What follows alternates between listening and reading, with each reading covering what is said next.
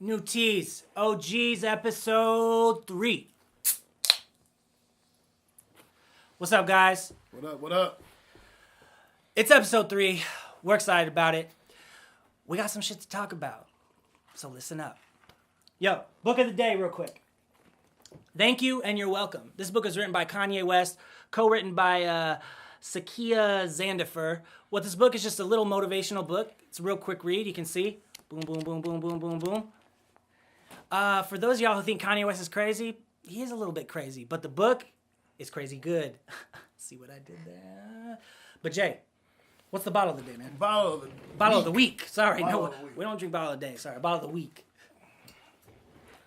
This nice, refreshing bottle of Belvedere. Ooh, fancy, fancy, fancy.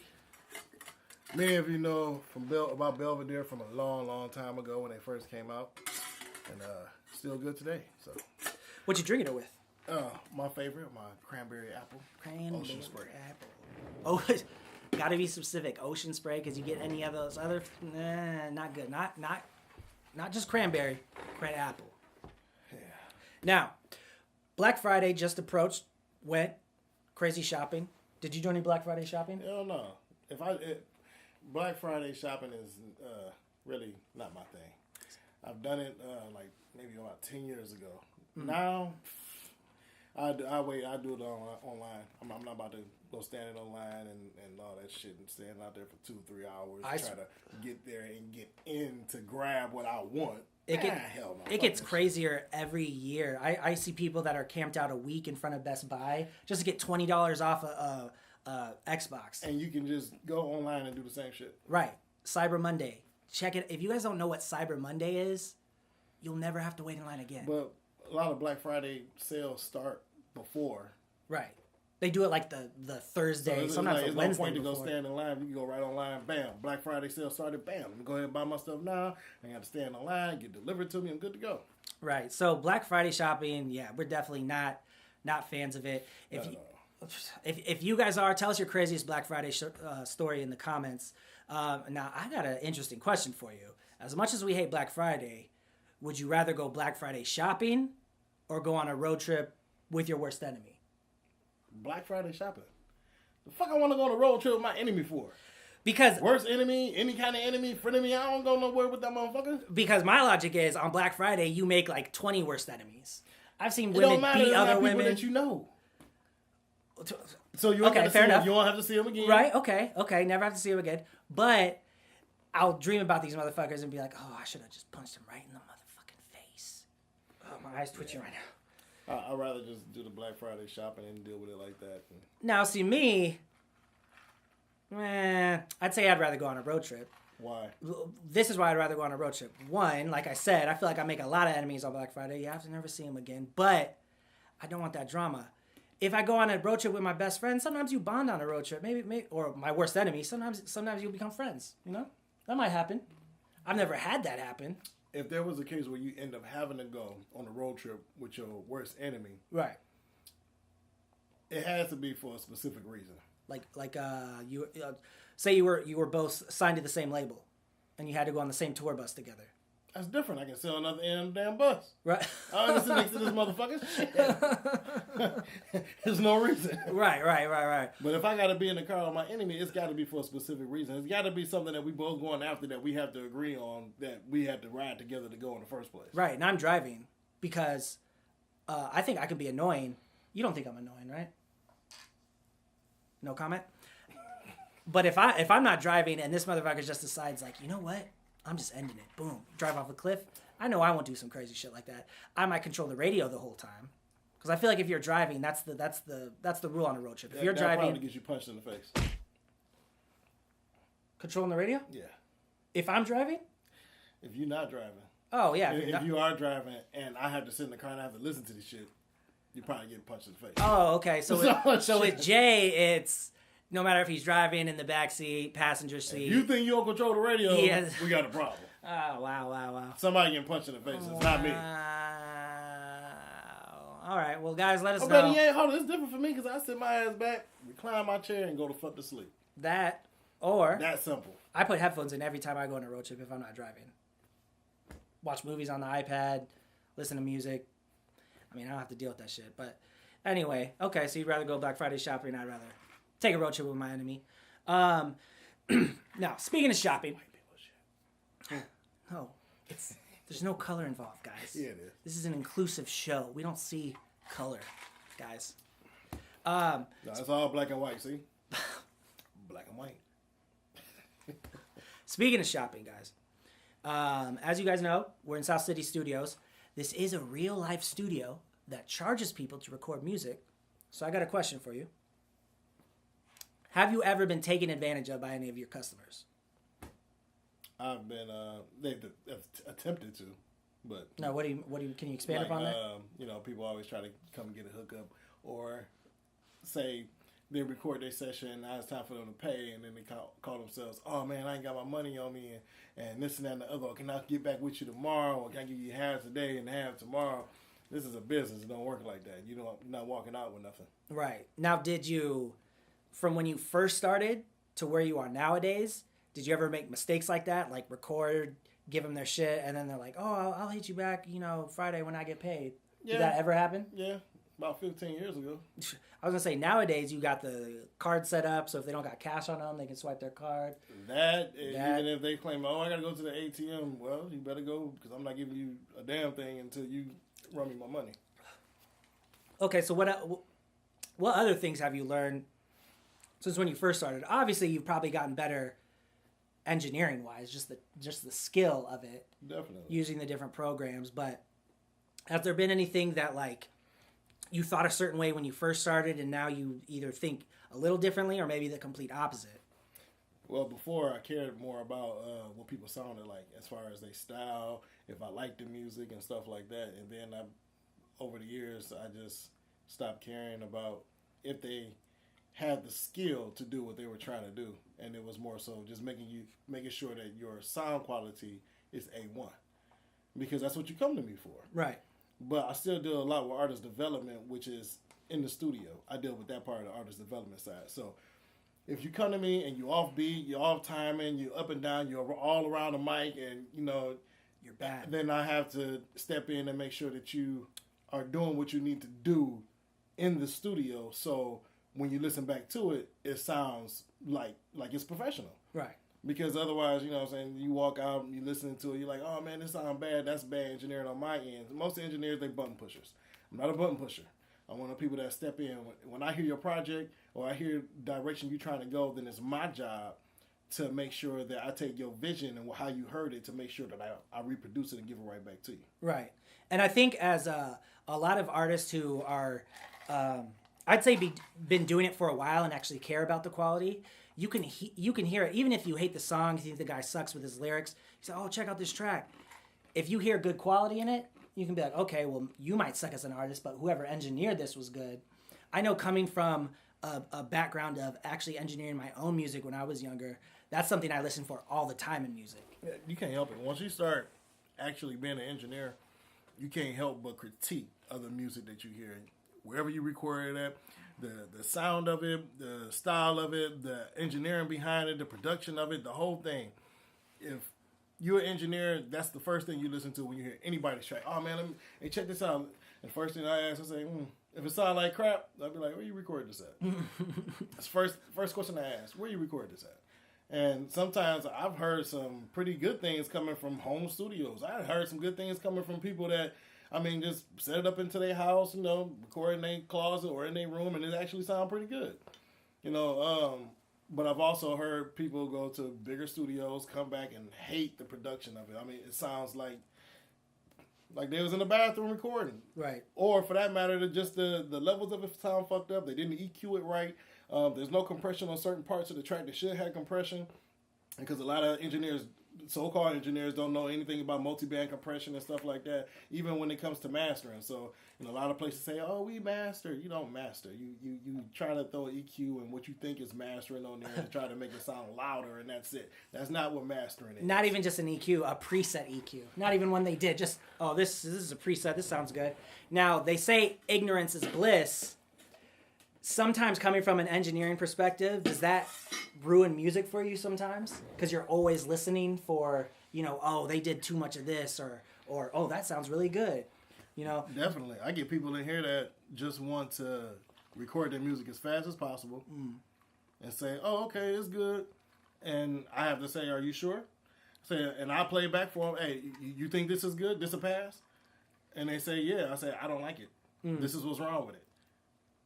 if Do you you still listen to want it, to keep it? right? Then I don't have no choice but to let you keep it." Now, what would you say, just from your years of experience? I know some people come in lyrics memorized, but is an hour long enough to record a good song? I don't think so. I think sometimes like give yourself at least varies. 2. It varies on the artist. I've had an artist come in and go straight through the whole song, through 3 verses with the hook. I mean, straight through, and literally took maybe 20, 30 minutes to record the whole song, and it was And it sounded good? They went all the way through, no mess ups throughout the whole thing. Came back, did the ad libs, and that was it. Shit, well. But it was simple, basic, and it worked. There's very few artists that I've dealt with that can do that. Right. A lot of artists come on one take, this and that and the other. If you was one take at another studio because you thought you was the bomb and all that, when you get to me, it's a whole nother thing because I'm not gonna just let you walk away with anything. When you walk away from my studio, you're gonna have something that sounds good, and you're gonna be happy about what you got. Unless you're just not happy about the way you delivered it, your whole thing, that whatever you're upset about or you don't like, it's gonna be on your end, not on mine. Now, before we go to break, let's talk about, in that same vein, recording. What's some bad habits that you see some artists, maybe even bad habits you used to have while you were recording, that you still see, people do when they're in the studio? I can name a few. Get too drunk. Get too high. And waste time? No, not necessarily. We've seen that. But I get a lot of people that come into the studio that they get a 10-hour block. But in that 10 hours, I know that if they're serious about their craft, they're not coming in here for the 10 hours to just record, because you'll burn yourself out, mostly, if it's just you. They come in, they smoke a little bit, they drink a little bit, they'll write, they just vibe to the beat, and they get to where they need to be. So when they go into the studio, into the booth, then they actually come out with a good product. It sounds good. It's exactly where they wanted it because they was able to vibe. I get a lot of people that come in and want to write. They come into the studio, heard the beat, had the idea, come in, bam, start writing to it. Wait. So they're paying for time with the song not even done. It's a different vibe when you get into the studio versus sometimes being at home where you don't have the seclusion to where you can sit down and just write. I mean, you got kids at home. I you get got everything else going on. Sometimes it's not that easy. But when you come into the studio, 9 times out of 10, you'll get that setting, that environment that you need to be able to create the way you want to create. I was gonna say it's almost like for people who don't like doing homework. It's like in a classroom, you're more inclined to be focused on learning. In a studio, you're more inclined to be focused on actually recording your music. But see, I don't know. I can't unless it's somebody that while we're in the studio says, "Hey man, you should get on a verse." Then I'll write it in the studio. But usually, I feel like it's wasted time, especially if you're paying for the time to come in with absolutely nothing at all. But I do see your point too, that it is a different vibe and you get a different feeling when you're hearing it through the speakers, the beat, and you start writing that way. So. For sure, but I'm the same way. But I used to do most of my writing on the toilet. That used to be my thing. Shut up. Oh, no. Seriously, I have my CD player. It's old school. CD player in my ear. Sitting there, my pen and pad on the toilet for about an hour and a half just writing. And now, most of my writing I do now is I'll be sitting in the car and I'll be vibing. I'll grab my pad and I hurry up and start writing, or I'll do it on my phone, or I do it when I'm here. And I'm just vibing and I'm just chilling. I'm just listening to music, or I just get the bug and all of a sudden I just can't stop and I just keep writing. Now, I know we said we're about to go to break. One more thing. How do you like writing music? Because me, I have to hear the beat. I can't just get an idea, write it down, and then go and find a beat. I'll have to write it to a beat, and sometimes I switch it to a different beat, but I have to write my actual lyrics to some beat that I'm hearing. I'm the same way. Same way, yeah. I'm the same way. Now I do know a guy. I do know that a guy too. Famous. He just write. And then Turn it up, I'm on 10. Right. Then he just find a beat and go to it. And that's it. I can't do that. I need to hear the beat, feel what the beat is saying to me so I can write to it. What kind of style I need to do on the actual track. Because if I hear a track that's more of this new school stuff. I can't rap my old regular way because it's not gonna fit or it's gonna sound dated. I don't want that. I want my music to be heard by everybody. So I got to make sure that when I write, I got to write to where it's gonna catch somebody's ear. The style. I'm still gonna say what I want to say, but I'm gonna say it in a way for other people to listen. And people that wouldn't normally listen to my music because I'm old, and they'd be like, oh, and they listen to it. They'd be like, oh shit, okay, this dude can spit. Like, oh, okay, he's. But I'm not saying the same bullshit that every other artist saying. I'm saying some real shit. It really means something, but it's in a way and it's in a style, the delivery that you can understand. Right, and you can definitely tell when somebody, I've heard this a lot, comes into the studio and they had written it down and didn't have any beat for it, and they try to force it on something. That's the worst when you try to force it. Like, no, dude, don't. If it don't fit, it don't change fit. it up, write a whole new song, whatever. But that's the same as artists that find beats because the beat is dope. You think that, oh yeah, I'm gonna write a song to this. It's gonna be the shit. But your voice don't actually fit the track. If your voice don't fit the track, let it go. Let it pass. Find a track that can fit your voice. If it don't fit your voice well, let it go. If you can't sing on it, stop trying to sing on it. And that doesn't mean you're any less creative because you can't make it work. Sometimes you can't make it work. Yeah. But anyway, I done scratched plenty of songs. Great artists have scratched plenty of songs because they didn't work. So, you got to do what works for you and what works for your voice. I've lost notebooks full of lyrics. But at the end of the day, if you're a creative individual, you just got to know there's an infinite well of creativity you have access to. And, hey, maybe it wasn't meant to be. But anyway, guys, we're going to break. We'll be right back. New Cheese OGs.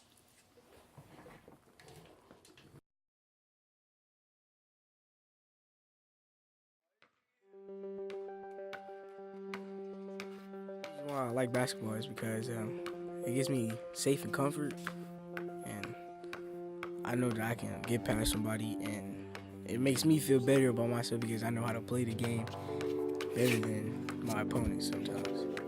And I just go hard because I'm small, and most people don't expect me to go hard, so I try my best to do what I can in basketball. The reason why I like basketball is people in my neighborhood just always said that I was too small, I wouldn't be that tall.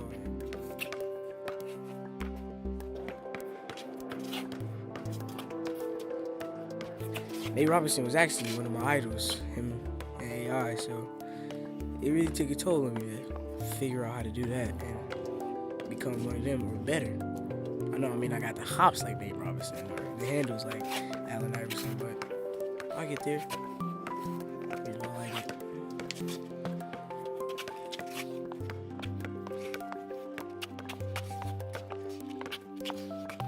My name is Colin Coleman, and I like basketball.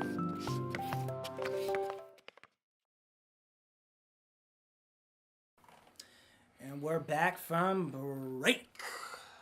How you feeling, man? I'm all right. I'm good. So, now, you had this business growing up. I'm sure you had a lot of supporters. I'm sure you had a lot of doubt. Oh, no, you didn't have a lot of supporters. What I want to talk about now, and I know it's something that's real close to you, is growing up, even nowadays when it comes to my music, my friends and family, I had a lot of people clowning me, a lot of people doubting me. How important is it for somebody that's pursuing something out of the norm, like something creative, like music, art, something like wanting to be an actor? How important is it to have that support at home and amongst your friends? It's very important because it's encouraging. When you got people behind you, they got your back, rather they just tell you, hey, yeah, you're doing a good job, you know what I'm saying, or if you need some help. But see, my business, we're not just a studio, but also, we have the T-shirts and stuff that we do. We print T-shirts, we print all apparel. We do that. We have the recording studio. We do all of that. But for my friends and family, I don't really get a lot of them coming to me for some of the same services that they go spend tons of money other places that they can get right here. Bless you. Bless you. Was that the cat? That was, I don't know, we got a ghost in here? You got a cat or something. But yeah, man, it's crazy you say that because people are so willing. And I know you guys have seen these memes from your rapper friends, from your artist friends. They're so willing to support people they don't even know, people that don't give two fucks about them. But they won't take 20 seconds to go hit play on a song, watch a video, even comment on a page. On my Facebook, I put on there, I post things of family and stuff like that, all kind of pictures of kids and all that. I get tons of likes and people commenting. I put stuff about my wife on there. They comment, tons of likes. Time I put something on there with the music or just my business, period, I get maybe 1 or 2 likes. I'm looking like how I go from getting 130 likes 2 posts before to getting 1 or 2 likes on this. It's just the flyers that's promoting my business. No shares, no nothing. And it's like, come on now. But you're the same people that sit there and send me, invite me to like your page, invite me to like this page. So, we got to support each other. Yet you won't support nobody else. Right. You got to be able to and willing to support other people, just like you asking for support for yourself. Yes, and I'm not one to, if somebody just asked me to like a page for an apparel company that they were involved in. They're a friend of mine, so I just went ahead, liked it. Shit's kind of dope. But I wouldn't normally have gone out and liked that shit. But I'm not one to, even though you didn't support me and you didn't like any of my shit, you didn't comment on any of my shit, I know you didn't listen. I'm not one to hold it against them, and try to spite somebody, because that's one thing I learned growing up was, like, you got to show love to get love. And it's so frustrating when you show so much love and support for somebody and it almost feels like a slap in the face when nothing happens. You know what I mean? Yeah. Definitely. Now, what does good support look like? Because I don't think it always means buying what you're offering. I think it could just mean words of encouragement. Look at social media. Yeah. Social media is really big for everything. Them simply going on there and liking, giving a comment, or just hitting share, bam, and posting on their page. That's it takes less than 5 seconds to 5 seconds. Share, bam, that's it. And you didn't support that person. But instead, y'all they just look at it and then scroll on past it. Right. I don't know if it's jealousy. I don't know if it's hate. I don't know what it is. But it's sad. It's sad that you can't get people to support you the same way that you will go out and you'll support them. I've supported so many people, and I just look back at it and I just say, wow. Oh, well. I continue to keep supporting because that's just the type of person I am. I mean, I want people to support me, so you have to give to receive. I don't necessarily look for everybody that support me that I support to support me. However, I do look for other people to support me. But most of the support I get is from people I don't even know. Right. People that either heard my music or didn't hear my music, but said, oh, man, he's doing something. Hey, let me go ahead and share that. Oh, he posting stuff all the time. Let me go ahead and share that. Oh, man, that's a good saying. Let me go ahead and share that. Some of the most love I've been shown was actually randomly at shows. Me and you would go to shows together, and I'd have people that I don't even know come up to me. I'm like, oh, hi. Like, oh my God, I love it. It was so good. I love the show. I love your music. I'm like, who's this person? And come to find out, you're the one who introduced them to my music, and they paid for a ticket to a show, not even that expensive. Like, don't buy a gram for a day, and you could come to one of the shows out here. You know what I mean? Like $15, you come to a show.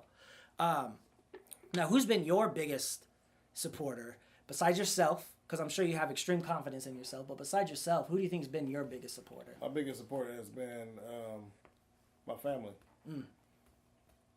immediate family, like my wife, my kids, my mom, my pop, may he rest in peace, and that's really it. Yes.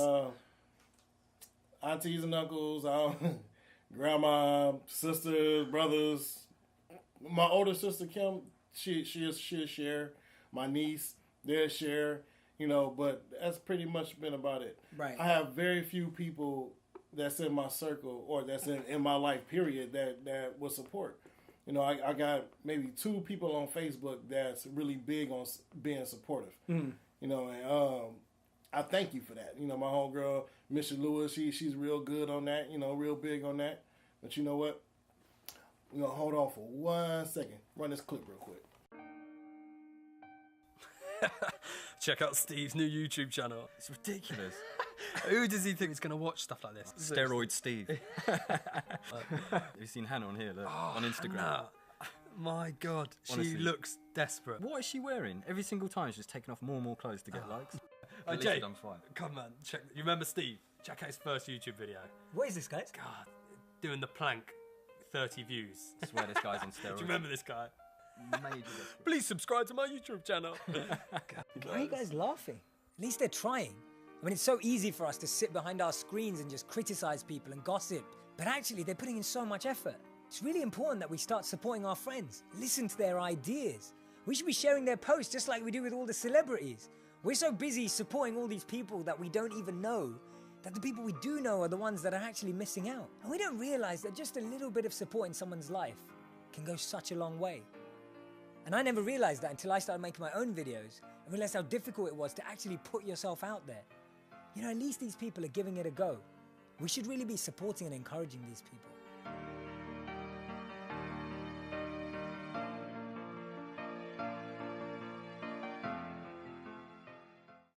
So you see, support goes a long way.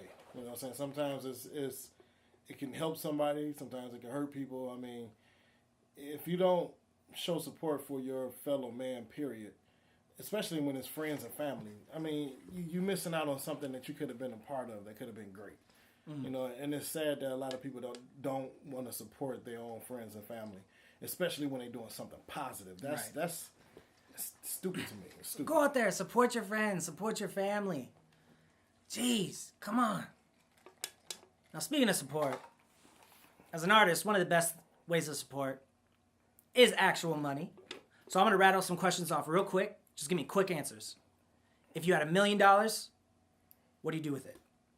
Spend it. Okay, quick answer. Little more specific than that. Oh, well, I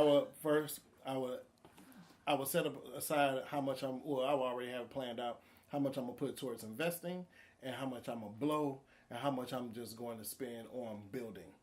See, building and investing is two different things. Investing is so I can create more money coming back. Building is building my empire as far as my house, the cars and stuff that we want.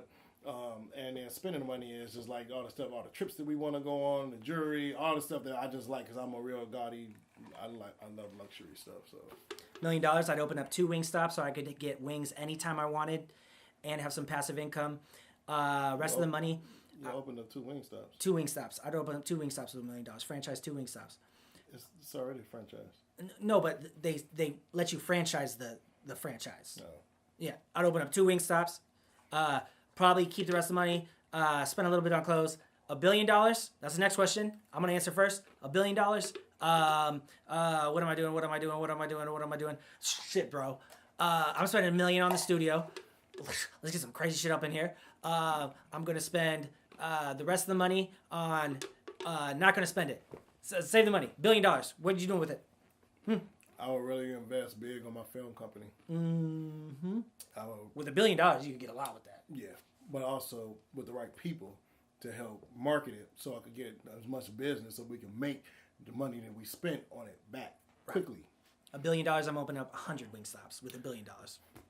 I love wings. I'm just going to invest my money wisely, and I'm just going to, honestly, the business that I open, I'm not going to run. I'm going to hire people to run them, hire people to watch them, and I'm going to sit back and I'm going to relax. And just make sure that they're ran in a good that way. I stay in shape, my kids are well taken care of, and I'm just going to live out the rest of my life doing what the hell I want to do. Right. Flat out. Like, I don't have to figure out ways to try to really make this business work. I'm going to hire people to go do that and make that money.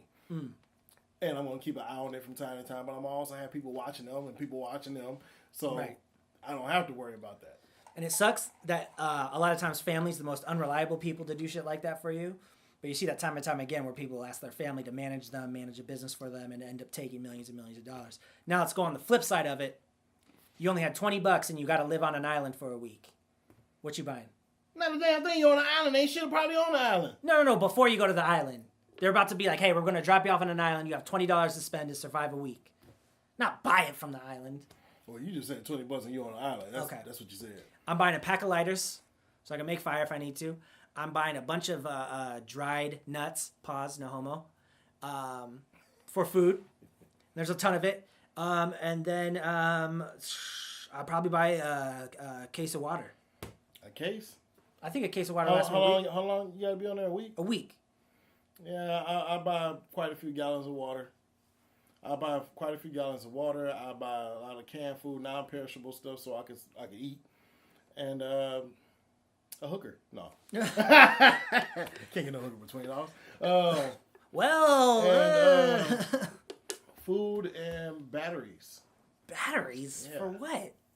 So I can listen to my music and stuff while I'm there, so I won't go crazy. Okay, I didn't know we could bring stuff to the island too. And you said battery. You said, what would I buy? Batteries. You got to bring it, right? How you going to get water there? You got to bring it, right? Yeah, but I didn't know it was extra. Anyway, okay. He cheated. I didn't cheat. You didn't say nothing that was excluded. Batteries. I mean, don't hate me because my idea was great. Just saying, you wish you thought of it. It's okay, man. Okay, well, we'd probably both survive. Let us know what you guys would bring to an island if you only had a week to live at an island and you had to survive. Let us know in the comments what you would bring. I think I'd bring a volleyball so I could reenact the Wilson thing. I think that's another thing I would bring. Wilson! The fuck? Hey, I'm weird, bro.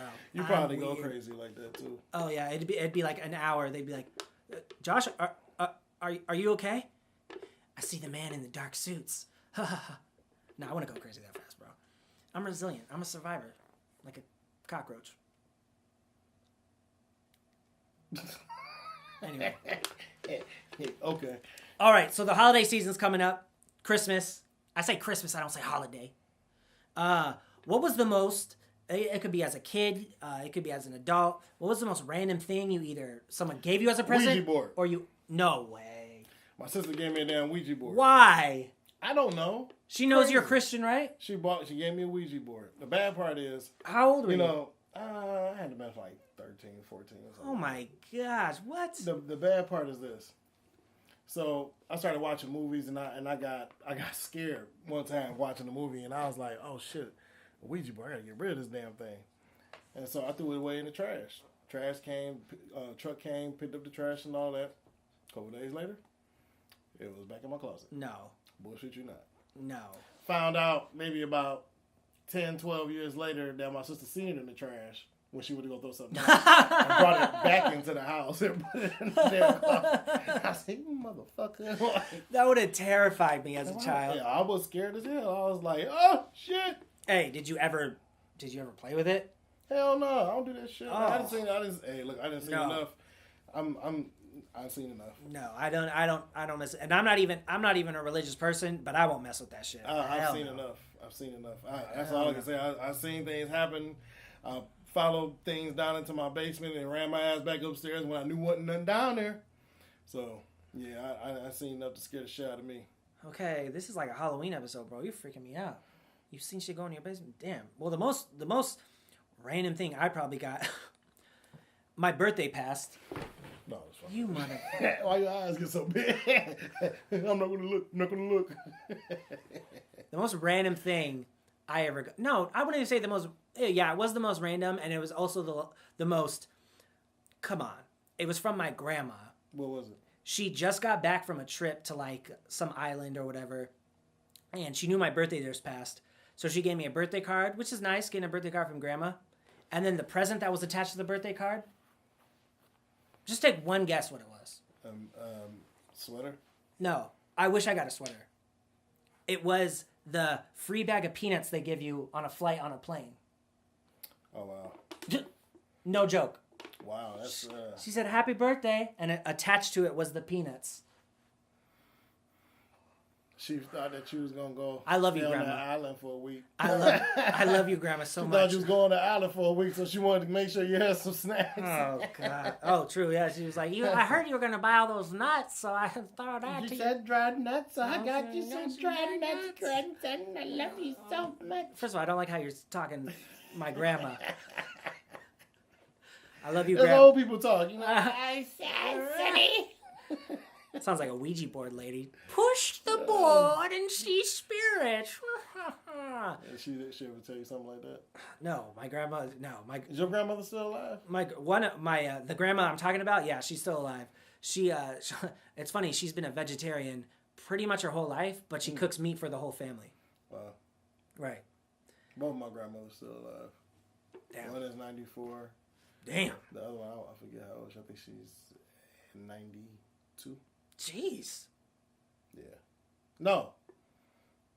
One is 90. The other one is 92. I believe. Hey, look, man, don't quote me on that. I honestly, I don't remember. That's sad. I know one is 90. You That's love my mother's mother is 90. You love them. That's all that matters. Yeah. You gotta know their birthday. That's sad. I ain't shit. And neither is you. You probably, how old is your grandmother? One died when she was in her mid 60s. My other one has to be pushing mid to late 80s. Oh, wow. Yeah. And she still will go on like 10-mile walks.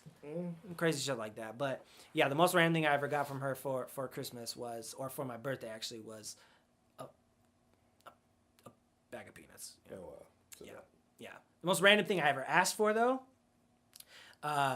was they had sock and boppers, but they had like Power Ranger themed sock and boppers.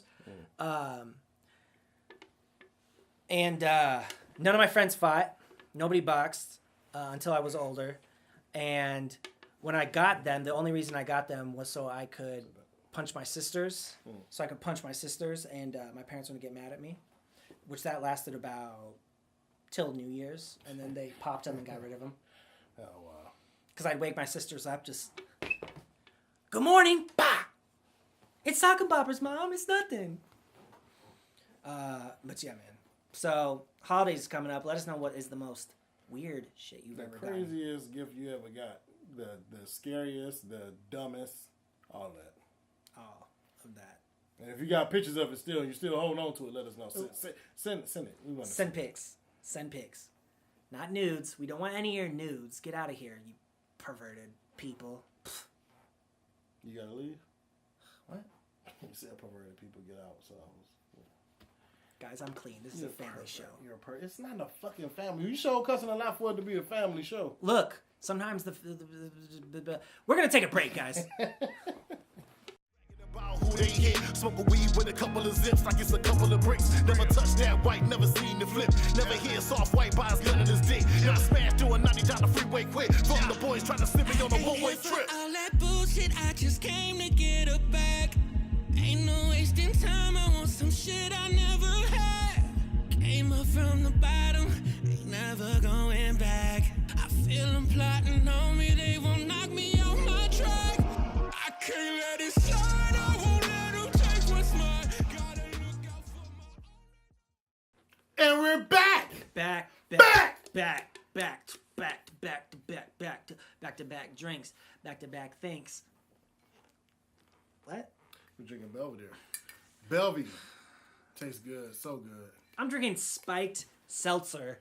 It's absolutely disgusting, and I hate grapefruit. I have no idea why I got this drink. This tastes good. So Yeah, that does. That does. yeah, so. Belvedere! Belvedere! Belvedere! Belvedere! All right, guys. This is a segment of the show we like to call Let's get serious! Let's Get serious. That's my Batman voice. Serious. You look like you was trying to turn into the Incredible Hulk. I didn't know what the hell you was doing. Yeah! You just turned red as hell. Got him lightheaded. No. Let's take a few seconds break. All right, we're back. But guys, seriously, let's get serious. You hear the cat again coughing and shit? Yeah, it's like, What's up where, with this cat, man? dude? You do, Where'd you bring? Where you find the cat? you do have an alley out back, so maybe that's we hear it from back there. Probably. But guys, so let's get serious. Yeah. Dealing with artists all the time, having artist friends, being an artist myself. I'm an artist. And you're an artist? Yeah, I'm an artist. I draw shit. Oh yeah. He drew the Mona Lisa, I guess. But no. If we're gonna say let's get serious, let's get motherfucking serious. Let's talk about something that you deal with kind of often. Depression. Depression. Since 5 years old, I probably dealt with depression. I'd say. I remember. I was never suicidal, but I always thought kind of dark thoughts to myself. I always thought down of myself. Anytime I recorded music, it's so weird. I would hear my music and I'd always like talk so much shit about my music to myself as I'm listening to it. I have a lot of friends, specifically comedian friends, and it's so funny how much they deal with depression as well. It's something that affects, I think, a lot of people, and it's something for me personally became an addicting thing. It was easy to be depressed instead of trying to, set out and accomplish my goals. It was something that I was comfortable in. I hated being depressed, but it was something that I could easily slip into. Any little thing would get me into it. And I never took any sort of medication for it. I never talked to my parents about it. Growing up in my family, we didn't talk about or really address a lot of feelings that we had with subjects. When any something serious came along, it almost seemed like we brush it under the rug or just not talk about it entirely, not ever bring it up. And I'm not one of these people to blame my parents for my depression. I just think it comes with the territory of being a creative person in a world that wants you to be so fucking normal. And a lot of it had to do with just personal choices I made me depressed. And it sucks because you take that depression into different avenues of your life. It can ruin your job. You don't show up to work just because you just want to lay in bed all day. You lose your health because of it. You lose friends. You lose loved ones. You lose lovers because of it. It's something that is it's a very serious subject, and I can make fun of it. I can laugh about it sometimes, but it's something that what I would say to you is just find a way to deal with it. Just find a way to deal with it. I know what a psychiatrist would tell you is, you shouldn't bottle stuff up, which I agree is bad, and that's something I'm guilty of my whole life. Kind of stuffing stuff down, using different things to keep you depressed. Because, like I said, I was comfortable in it. So alcohol, drink a lot of alcohol. Whether you pop pills, do drugs, whatever. I'm someone who's really against medication. I don't like taking medication for anything, but if it does help you, there's hotlines you can call, there's people you can see about it. Even just, don't be afraid to tell people you're depressed. There is, and this might be the pessimist in me, I feel like there is some people that milk it for attention, and that might be a thing that's not a popular thing to say, but I always kept it hidden, and I honestly regret it a lot of times. But yeah, guys, if you have some sort of depression, find some outlet for it. I think music is a beautiful thing to do. It can really help you with it. So guys, please, if you're feeling any sort of way, contact the show. We'll be happy to talk to you. Contact a professional. If you have some money to spend, go get some counseling. But yeah. All right, so after that, serious moment of, talking about depression, I've never experienced anything like that. I've had my own little ups and downs and battles with life. I think maybe only one time in my life where I got to the point where I actually wanted to commit suicide. And I thought about my mama, and now pretty much stopped from that point. She saved your life. This is what essentially you're saying, yeah. That was pretty much it, though. I've never been through what you've been through before. Hey, man, it's rough, and I think because I've dealt with it so long, I've just learned to cope with it. But but it's a lot of people suffering from it. It's real. People are committing suicide. If you feel like you one of the people that's suffering from it, literally, get some help. And you know what I think we should do? We should probably put the number above us of a suicide hotline you can call. It's already there. You want to see it? Yeah. Well, it's right there. It's right there. Oh, it's down. It's right. It's down here. No, number right there. Sorry. All right. There's a 1-800 toll-free number. And over here in the corner is a picture of a cute little puppy to make you feel better.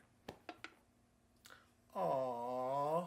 Aww. So cute. Oh, Oh God, and over there's a shaking face!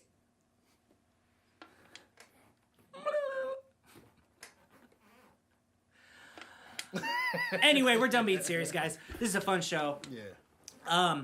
Speaking of shows, now, I can vividly remember the first show I ever did. Can you remember the first show you did?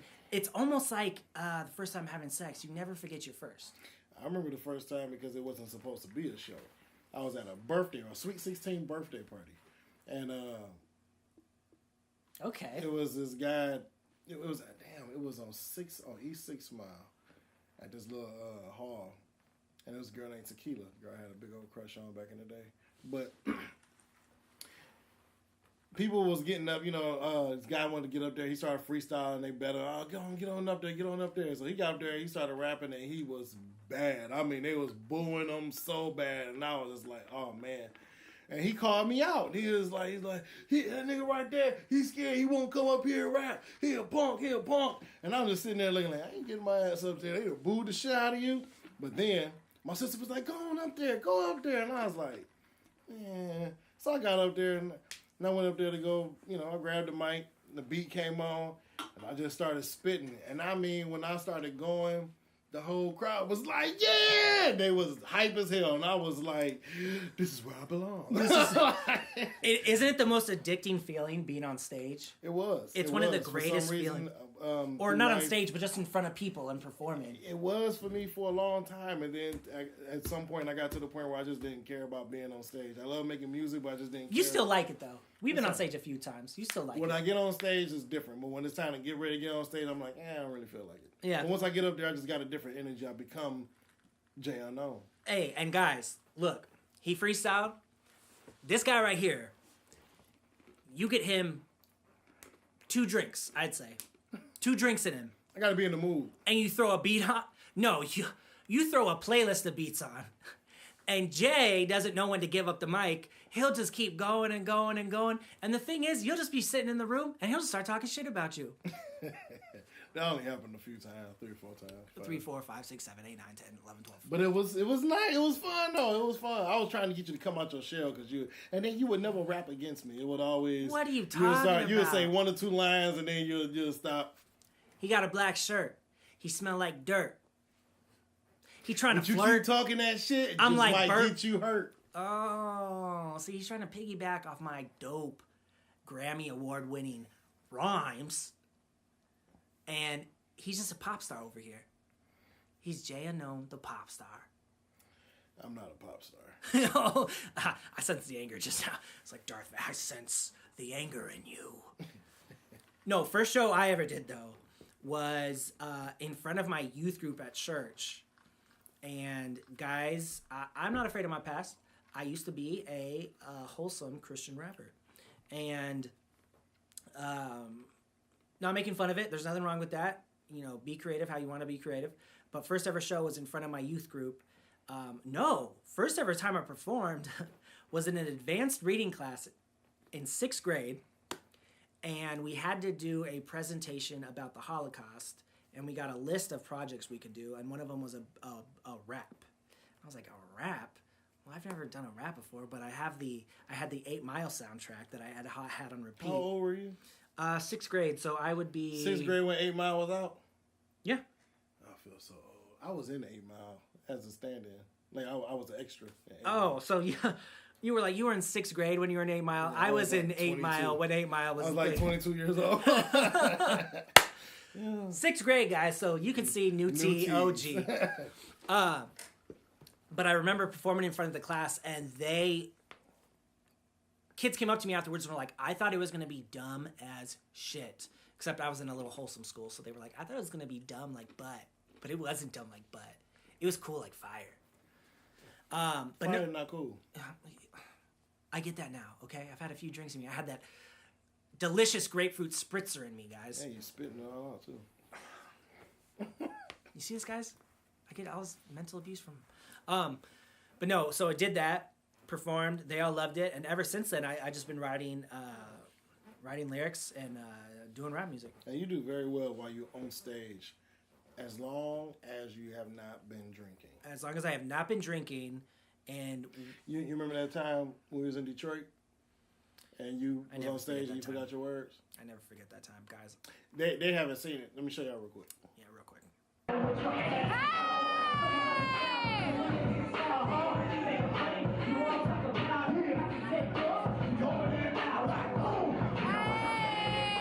You know where it came from?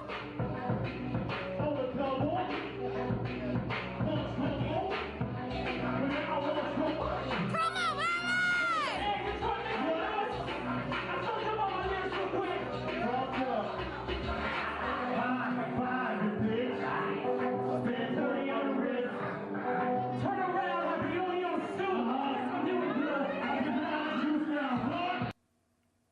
All right, guys. So you've seen the clip. Y'all seen that? That was bad. That was bad. But that was all. I think that was the only time you really fucked up. Where?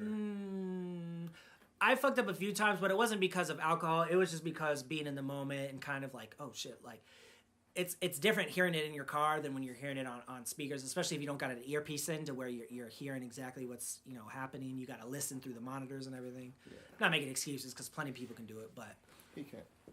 Nah, alcohol. I'm a great performer. Another thing though that you commented on was a couple shows. I got to keep the energy up. You got to keep the energy up. If you're performing out there, one thing, like, you might not have great songs, but if you can give a great performance, People will love you. people will love you. I'll listen to you. I'll give you some dap afterwards. Like that means anything, but right? Like you'll get dap from Fuck me. your dap. I don't give a fuck about your Fuck, dap. I don't give a dap. Buy man. my CD. Fuck Buy my out. mixtape. Fuck out. I'm Jekyll. But yeah, guys.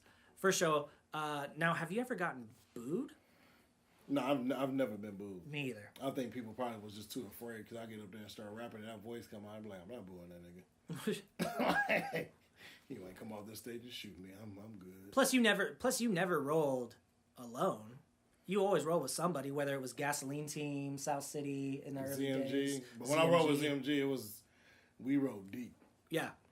I seen how deep you guys roll. Like real deep. You guys were like pack a van full deep. Yeah. Like that type of deep. Pack a van, cars behind us, and we deep. But we didn't go up in spots acting a fool, being thugged out. Even though we was a bunch of thugs, we all had families, we all handled our shit, we all had jobs, we took care of our homes. But when you see us, first thing they see is a bunch of hooligans. But we didn't present ourselves like that. We was about that music, man. Right. I never got booed, probably because people look at me and think I'm so tough. And I'm so street. But I definitely had somebody at a show. I remember it was at it was this club that's no longer a club out here, or they changed the name. Afterlife. Club Afterlife. It was a stage that wasn't really a stage. It was really just, here's this wood area where the artists perform, and then the people are just standing all around the wood area. And I remember there's a group of 3 dudes in the front when they saw me rapping. I was rapping with a guy who went by the name Anakin. He goes by Coldy now. His name's Omar Warner. Me and him were rapping together for a while. And they hear him rap, and they're like, whatever. They see me.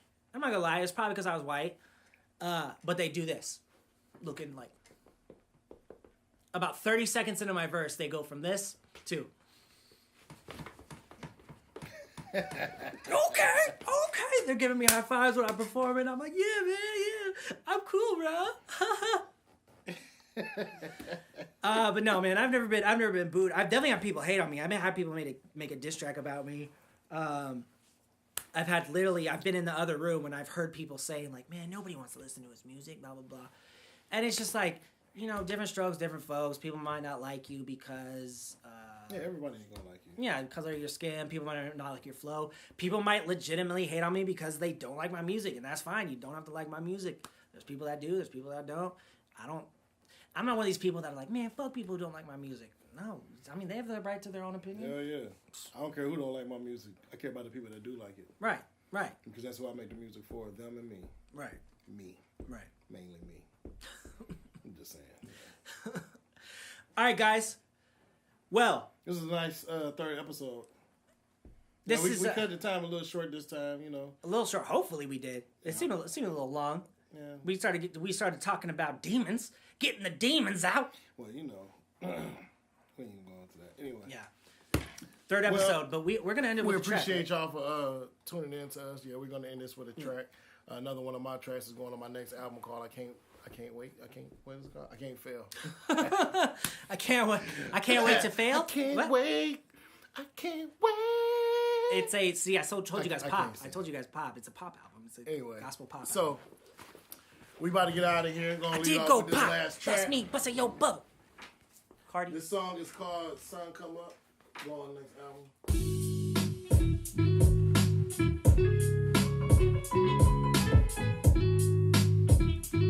So again, we appreciate y'all tuning in. Catch us next week, same place, same time. You know how we do. South City. New T's and OGs, we out of here. Deuces. I remember way back when I was a player for real. Even pimps didn't have these skills. Now heart so cold, couldn't tell me to chill. Only hoes I fuck had my name in the wheel. Love for a bitch, I was a name. Come on, man. Only love for my niggas that was keeping it real. Staying cool with the people here before I had a deal. I only dealt with the woman that was keeping it real. I was a playboy, baby. Her pussy is all I ever knew. How to get deep in the mind and bring my family. How to get deep. One in the kitchen, one in the bedroom, just look beautiful. It's like a fairy tale. What the fuck? Nice was blazing in the back. And I'm gonna lay it down to the sun. Hey, look, y'all. Let me tell y'all what that was. That was the ghost of Zeus. Tiny. That was the motherfuckers. We gotta get out of here, guys. We got Warren G up in this motherfucker. That was Warren G. He turned white in the motherfucker when he seen who that Nate Dogg walk by with that damn flannel on. That was scary shit, y'all. We gotta get out of here.